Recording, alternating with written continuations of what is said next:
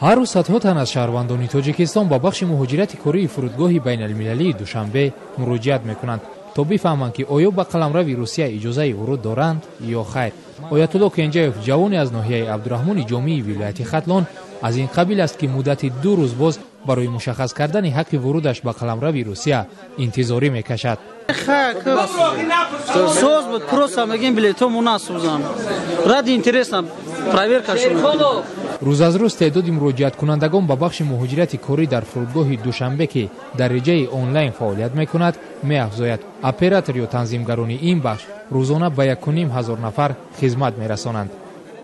در سال 2013 تعداد مراجعت کنندگان زیاده از 77,000 نفر را تشکیل کرد. از این شماره از 77,000 نفر یعنی مراجعت کنندگان به 9,500 نفر شهروندان تاجیکستان منع ورود به فدراسیون روسیه داده شد، یعنی که جواب داده شد.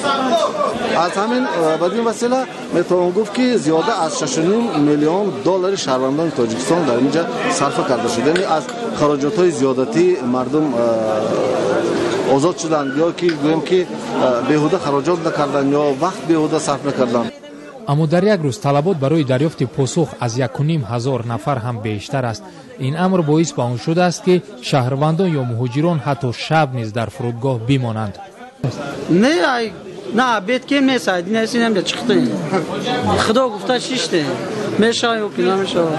در همین حال مسئولین خدمات مهاجرت تاجیکستان میگویند که برای شهروندان کشور راه آسانی دریافت معلومات درباره اجازه ورود به قلمرو روسیه وجود دارد.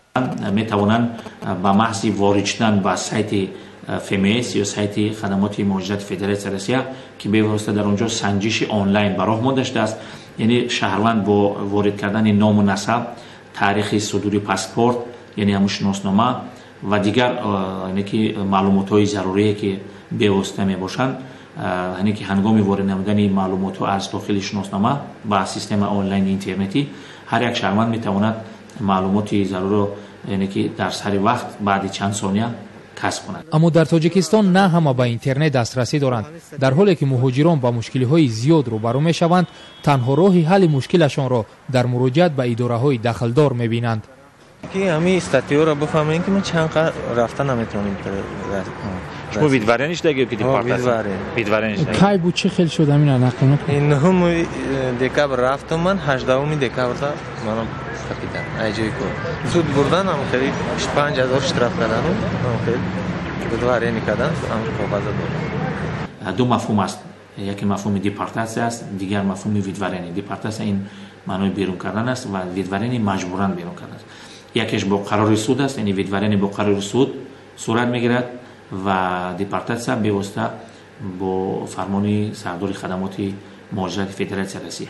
باید گفت که پس از قبول شدن قانون‌های خدمات مهاجرت فدراسیون روسیه که بسیار احوال گویا مسافران را مستنگ کرد، این مراجعت کنندگان خیلی زیاد شد. پیش از آن که بلیط خریداری کنند، اول مسافر یا که شهروند میخواهد داند که او اجازه ورود به قلمرو فدراسیون روسیه دارد یا نه. خوب اگر اجازه باشد بلیط بخرد، اجازه نباشد در همینجا کار و پیکاری کرده میگردد. با این هم مسئولین خدمات مهاجرت میگویند که با سبب پایین بودن سطح آگاهی شهروندان یا مهاجران در برخی از ناحیه‌های کشور، افراد علایده از این سوء استفاده میکنند. امروز اخیراً ماهای اخیر بعضی از سر و صداها نسبت آن که در بعضی از شهر ناحیه‌ها با سیستم پولکی همین گونه خدمت رسانی برای مونده است. البته کاملا نادرست است.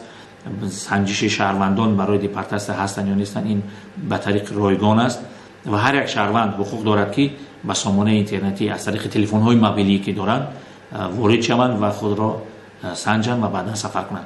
با این ترتیب قهرمان ما آیت الله و صدها شهروندان تاجیکستان که قصد مهاجرت دارند در انتظار جوابند آیا می توانند به روسیه سفر کنند یا خیر.